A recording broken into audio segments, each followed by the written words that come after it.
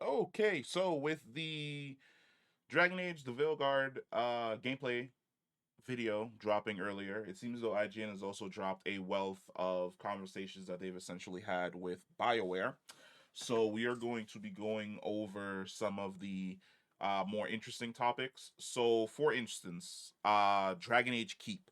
For those of you who do not know, because you're probably too young and you weren't around for the Dragon Age 2 to Dragon Age Inquisition time, which is like 10 years ago.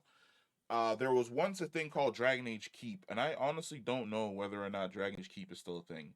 We should probably check to see if Dragon Age Keep is still a thing. Hold on. Dragon Age Keep. Is Dragon Age Keep still online? Oh shit, it is. That's crazy. So this is Dragon Age Keep. uh Basically you would sign into your EA account, you would go in and you would plot your journey from Dragon Age Origins through its DLC, through Dragon Age 2, and a little bit of prequel stuff before Inquisition, to basically mold the world around the decisions that you made in Dragon Age 1 and 2, because the save files weren't going to be able to transfer over to Inquisition. So they've said that that's not coming back. There is not going to be another Dragon Age Keep.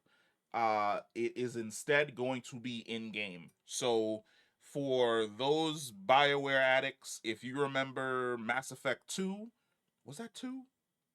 I want to say it was Mass Effect 2. Mass Effect 2, when it came to PlayStation, they did not port Mass Effect 1, so they put the intro comic inside of um Mass Effect 2, and you could choose the decisions from the first game to basically craft the world that you were going to start in the second game.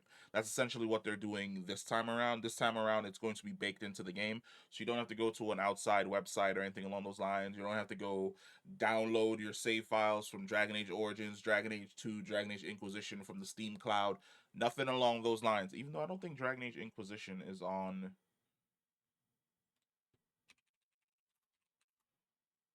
Oh shit, Inquisition is on Steam. There was a long time when Inquisition wasn't on Steam. It was only available on the EA Play Store. But yeah, you're gonna be that's how you're gonna be setting up the decisions that you made from those previous games into this one, which means if you are like me, you definitely got together with Morgan at the end of Dragon Age Origins. You had a kid. You chose to basically have the kid absorb the soul of the Archdemon to make him whatever the hell he was in Dragon Age Inquisition. For Dragon Age 2, I ended up with Dragon Age 2. I was a mage, and I ended up with, who the hell did I end up with? I don't remember. Good God, it's been so long. Oh, Meryl. I think the main playthrough that I did was me ending up with is it Meryl? The She was the elf that you meet, kind of socially awkward but cute. Can't remember her name off the top of my head. It's been a really really long fucking time. And then for Dragon Age Inquisition, we have so many playthroughs. We've got the Blackwall playthrough, we've got the Colin playthrough, we've got the Josephine playthrough, we've got we got everybody. So I am definitely going to be making multiple different save files playing through.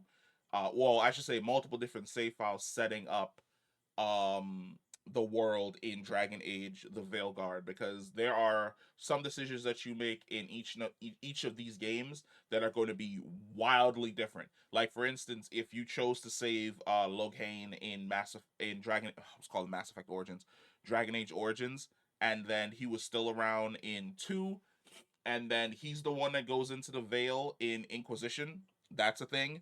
Or if you chose not to sacrifice Loghain and you sent in Hawk, because there was that prophecy that Hawk would be able to survive anything, and chances are they'd be able to survive essentially being sucked into the Veil.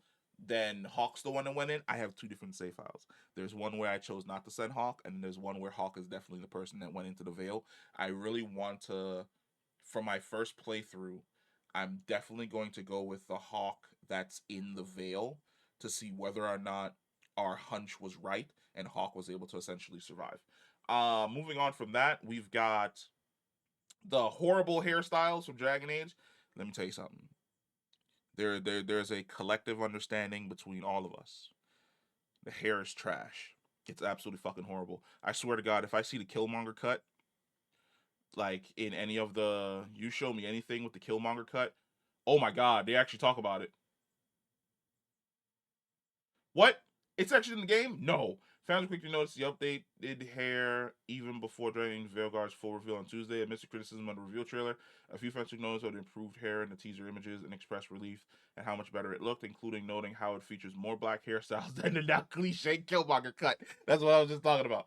I don't mind if the Killmonger cut is in the game, but please, for the love of God, do not put that haircut on any of the main characters. I beg of you.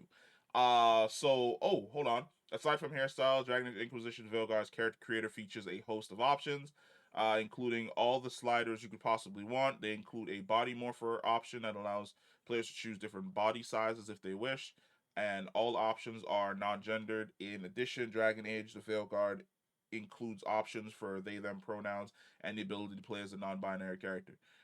Which means if you want your female elf to have a mustache like Olga, you can do that. And I'm assuming since they say that it allows you to basically create any type of character you want, this may actually lean a little bit into like what Cyberpunk did, where if you want a masculine voice but a femme body, you can do that. If you want a femme body but a more masculine voice, you can do that as well, while also putting all the nicks and bobs on the body that you want to be on the body. That's great. Of course, the chosen races are going to be human, elf, dwarf, and Konari. I pray to God that the Konari options are good. I did not mind making a Konari in Dragon Age Inquisition, but at the exact same time, the customization options for Konari were so bad that it required me to go out and install like multiple fucking mods to get a good looking Konari. But then again, we've already seen a Konari running around in one of the trailers, and she looks great. So here's to hoping that the Konari you're able to create looks great as well. Because I'm not going to fake. My first character might just be a female Konari. Because I love the Konari race. They're absolutely fantastic. And the last thing is romance. All characters will be player sexual. That is actually a term they use here, which is a great fucking idea. One of the greatest and most annoying things ever is playing through a run, getting about 60 to 70% into the run, which is usually where the romance starts to pay off in Dragon Age games. There's flirting heavy in like the first two chapters, but by the time you get to chapter 3, you've more or less settled down with the person that you're going to be like linked up with for the rest of the fucking game. It's nothing worse than getting that far into the game and then having the person go, "Oh, sorry, I'm not interested in you because I'm this way." I understand that some people might be upset at this. I don't give a fuck. Everybody getting it. Everybody on every single playthrough.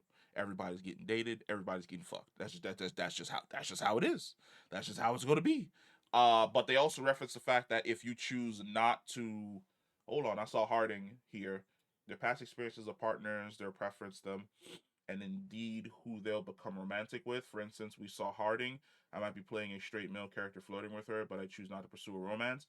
She might get together with Tash, so my perception, my identity has no bearing on their identities, and that comes through really strong. Okay, so they'll have preferences, but if the player pushes and pursues them, they'll also choose to essentially date the player. That's 100% fine. That more or less falls into Mass Effect 3.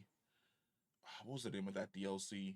That was Mass Effect 3, the apartment one, where you had to deal with Shepard's clone, where essentially you go to that after party and you're starting to see like a bunch of relationships you've never seen before, like Tali and Garrus, Ashley and James, things along those lines. Like your companions that you chose not to romance, romancing other companions that they've essentially been around.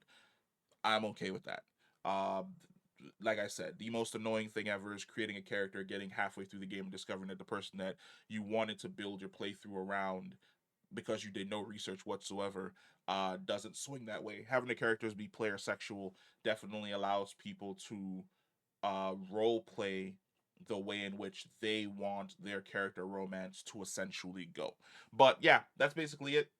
we are going to be playing the hell out of this game when it eventually fucking drops. Let me know what you guys think about these changes. Comment down below. If you're new to the channel, hit the like button, hit that subscribe button, and I'll see you in the next one.